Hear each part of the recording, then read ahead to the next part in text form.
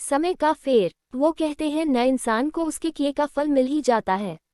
जिंदगी में अगर किसी के लिए भलाई की है तो हमारी जिंदगी में भी अच्छा ही होता है, और अगर किसी की राह में कांटे बोए हैं तो कभी न कभी उसका फल हमें मिल ही जाता है। कुछ इन्हीं विचारों पर आधारित है हमारी आज की ये कहानी समय का फेर। अरे ओ महारानियों, यहाँ तुम्हारे महलों की तरह नौकर नहीं है, काम कर लो। शांति की ये रोबदार आवाज सुनकर उसकी दोनों देवरानियां आशा और सुनीता अंदर तक काम जाती थी। जरा सी फुर्सत के पल भी वो दोनों एक साथ नहीं गुजार सकती थी। दोनों के पति कमल और सुशील उनके बड़े भाई रामचरण के साथ एक ही दुकान पर काम करते थे। बात दोनों तरफ एक जैसी थी। वहाँ दुकान पर दोनों भाई अपने बड़े भाई से एक शब्द नहीं बोल सकते थे, और यहाँ घर पर दोनों अपनी सास कम जेठानी से एक शब्द नहीं बोल सकती थी। सास को तो दोनों ने देखा ही नहीं था और जेठानी केवल नाम की ही शांति थी। दोनों भाइयों का रामचरण के आदेश पर दुकान के काम में पिले रहना और घर में शांति के आदेश पर आशा और सुनीता का घर के काम में पिले रहना अब नियति बन चुका था। हालांकि कमल और आशा की शादी को अभी 1 साल और सुशील और सुनीता की शादी को सिर्फ 8 महीने ही हुए थे। दोनों देवरानियां देर रात को जब घर के काम से निबटती तो अपने हारे थके पतियों से कोई शिकायत नहीं कर पाती थी, लेकिन पतियों को सब पता था, पर वो विवशता से कुछ न कह पाते।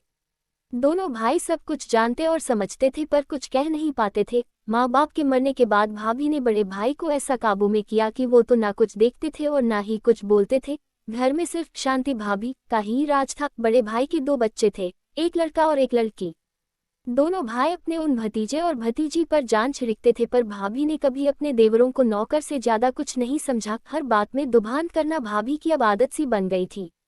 दोनों के दिल में भाभी की वैसे तो हर बात चुभती थी, पर एक बात आज भी उनके दिल में नश्तर की तरह चुभी हुई थी, जो कमल और सुशील की शादी से पहले हुई थी। हुआ यूं कि एक दिन तीनों भाई एक साथ खाना खाने बैठे। भाभी ने पहले बड़े भाई को खूब देशी घी में चुपड़ चुपड़ कर रोटियां खिलाई, और जब कमल और सुशील खाना खाने बैठे तो देशी घी का डिब्बा एक तरफ रख दिया और डालडा से रोटी चुपड़ चुपड़ कर दोनों भाइयों को खिलाने लगी। ये देखकर कमल ने हिम्मत करके भाभी से कहा, भाभी हमको भी देशी घी से चुपड़ कर रोटी दो ना, बड़े भाई को भी तो आप देशी घी की रोटी देती हो।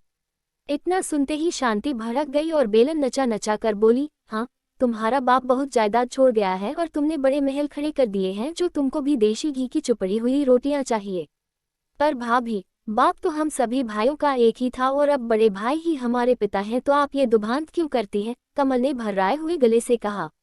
इतना सुनते ही शांति का पारा आसमान पर पहुंच गया और उसने बेलन दूर फेंककर मारा और रामचरण से चिल्लाती हुई बोली, मेरे बस का नहीं है कि सबका काम भी करूं और ताने भी सुनूं। पत्नी को क्रोध में देखकर रामचरण की तो जैसे जान ही निकल गई। अपने ही दोनों भाइयों को बुरा भला कहकर अपनी पत्नी को मनाया। इस सब के बीच अपने भाइयों को ये देखने का भी ख्याल भी रामचरण के मन में नहीं आया। उस दिन दोनों भाई भूखे ही सो गए। समय बीता और कमल सुशील दोनों की शादी हो गई, लेकिन हालात जस की तस थे। भाई अपने दोनों भाइयों को इसीलिए घर से नहीं निकालता था कि इनसे अच्छे नौकर उसको कहाँ मिलेंगे, और भाभी को अब 2 अच्छी नौकरानियां मिल गई थी। पर कहते हैं कि समय एक सा कभी नहीं रहता। समय बीतता गया और कमल और सुशील के भी बच्चे हुए। घर छोटा पड़ने का बहाना बनाकर शांति और रामचरण ने दोनों भाइयों को अलग कर दिया। दोनों भाइयों को खाली हाथ घर से निकाल दिया, पर दोनों भाइयों ने अपनी एकता को अटूट रखा और एक ऐसा घर लिया जहां वे दोनों अपने परिवार सहित रहने लगे। भाई के व्यवहार से भी दोनों का मन खट्टा हो गया और दोनों भाइयों ने अलग अलग नौकरी कर ली और सुखपूर्वक अपने परिवार में मगन रहने लगे। शांति खुश थी कि दोनों भाइयों को बिना कुछ दिए सब कुछ उसका हो गया। समय अपनी गति से चल रहा था। एक दिन रामचरण और शांति के बेटे का भी ब्याह हो गया। शांति बड़े अरमानों से अपने बेटे के लिए बहू लेकर आई थी। शादी में बड़े भाई ने अपने पत्नी प्रेम के चलते अपने दोनों छोटे भाई को न्योता नहीं दिया था। इधर कमल और सुशील ने अपने भाई भाभी से रिश्ता तो नहीं तोड़ा था, पर वो रिश्ता अब ऐसा था जैसे बिना खुशबू के फूल, लेकिन अपने किए कर्म सामने जरूर आते हैं, और ये शांति को जल्दी ही पता लगने वाला था।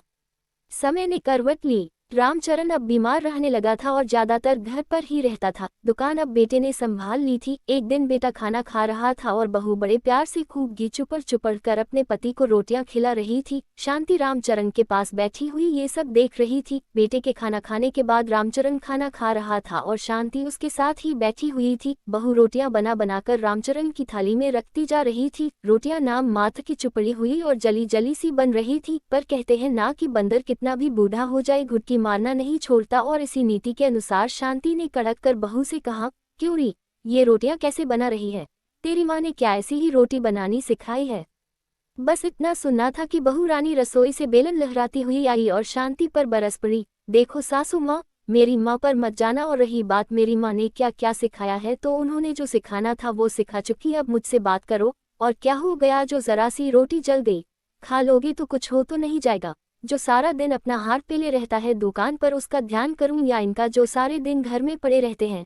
रामचरण खाना बीच में ही छोड़कर अपने कमरे में चला गया। दूसरे कमरे में ये सब सुन रहे बेटे को चुप देखकर शांति बस भगवान से ये ही प्रार्थना कर रही थी कि ये दिन देखने से पहले वो मर क्यों नहीं गई। एक मेरे देवर और देवरानियां थी जिन्होंने आंख उठाकर भी हम भैया भाभी को कभी नहीं देखा। जवाब देने की तो बात बहुत दूर रही, और आज मेरी बहू ही। उस दिन के बाद शांति की आवाज तो जैसे चली ही गई। जैसा बहू और बेटा चला रहे थे उसी तरह ही जिंदगी को चलाने का शांति और रामचरण ने समझौता कर लिया। शांति की तानाशाही को अब विराम लग चुका था। शांति अब अपनी देवरानियों के बीच उपहास और दया का पात्र बन गई थी। घड़ी घड़ी पुरानी बातों में खो जाना अब उसकी आदत बन चुकी।